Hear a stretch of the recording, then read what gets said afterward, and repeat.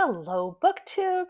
This is Nicole from Reading Out of Season, and I am back to talk about my latest week of reading. I read 4 books this past week, 2 Agatha Christie books, one collection of kind of science fiction short stories, and then one literary fiction book. And I'm going to go through those and talk about the ups and downs emotionally of my reading this week and what I'll be reading next. So please subscribe if you'd like to see more, and let's get into it. So I ended last week with a much more intense book than I anticipated, and that was In the Woods by Tana French, or is it Tana French? Regardless, it was a really, really intense crime novel, and I read a lot of cozier crime novels. I wouldn't say completely cozy, but this was heavier hitting than I expected. Although it was very, very good, and I have placed another of her books on hold at the library, so I expect to read more of hers. However, after that, I moved on to a book that I'm reading for the Good Reading Challenge from Ben at Ben Reads Good. And that was a book that contains the name of a food. And for that, I read A Pocket Full of Rye by Agatha Christie, which is a Miss Marple book and was a lot of fun, although I would say it wasn't my favorite Agatha Christie. I'm kind of determined to at some point read every Agatha Christie book. My problem with this one is that it felt like she thought of the children's rhyme, sing a song of sixpence, a pocket full of rye, and decided to build a book around it, but it felt a bit forced to me. And I guess it lost me just a little bit. It was still fun. I mean, I think the Agatha Christie books just are fun. Not the best, though, I would say. But I had a good time with it. It just, if I were getting into Agatha Christie, that probably isn't one that I'd get started with or particularly prioritize. The next book I read was Nesting by Roisin O'Donnell.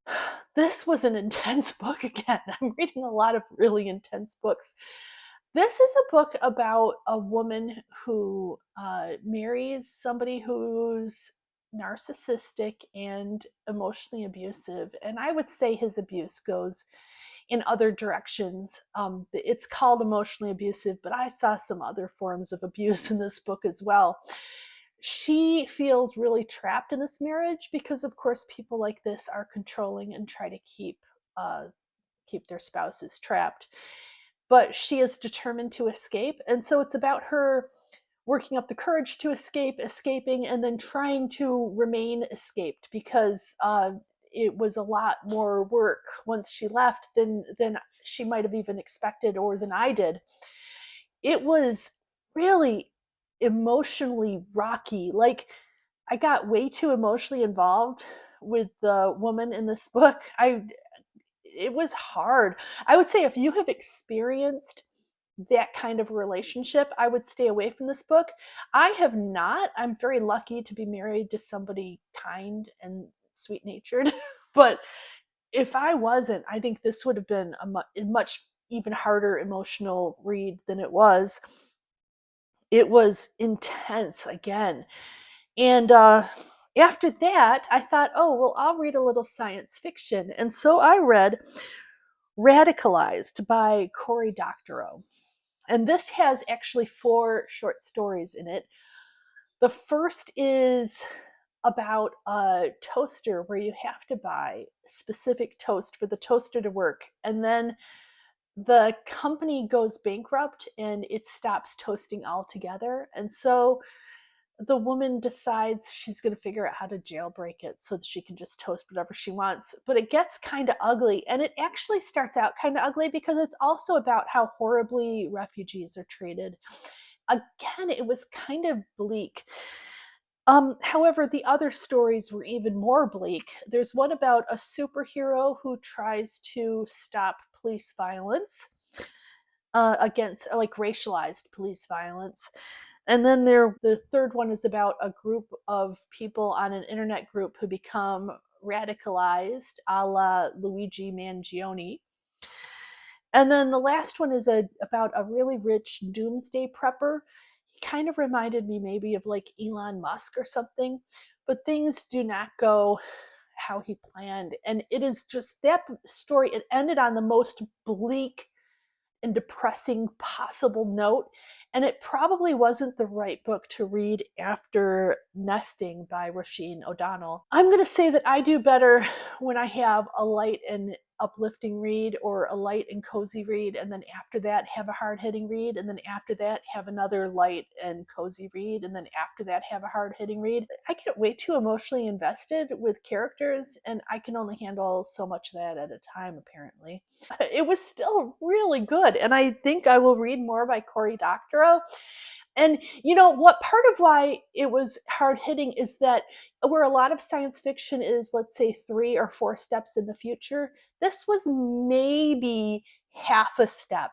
Maybe it was so much where things could be in a couple of months, kind of, where it was just plain depressing. I mean, it was bleak and depressing and a real downer, is all I can say. However, I am glad I read it. It is good to read books that take you on emotional roller coasters. I don't want to just read things that are cozy, but I don't want to constantly be in an emotional down spot either. So, after that one, I decided to move on to another Agatha Christie. Agatha Christie books, obviously, where Agatha Christie is involved, somebody will have died. At least one person is going to die or have died recently. And that is a downer. However, Agatha Christie books aren't particularly believable. And the problem was, Nesting was extraordinarily believable. Like, I think that there are a lot of people's lives, women who are escaping abusive spouses, a lot of their lives probably are exactly like that woman's life was. It was the most believable experience that I can possibly imagine, and it was bleak. So, Agatha Christie books are not believable. It's just obviously just a story when you're reading them, and so they feel lighter to me. I guess they're kind of cozy adjacent as far as mystery goes, and part of it I think is because they just don't seem very real. So, The Body in the Library might have been the right one to read. Now, that was a better Agatha Christie one than A Pocket Full of Rye, I thought. It was still a Miss Marple story. However, it was just that she had a story idea rather than that she wanted to build a story around a nursery rhyme. And so it felt less forced to me, and I thought it was a pretty good story idea. It was done pretty well. So I had a really good time reading those books, even though, like I said, it was a bit of an emotional roller coaster. And the next book I'm reading, I think, is going to be another downward run on the roller coaster. I put on hold at the library, and it is in The Grass is Singing by Doris Lessing.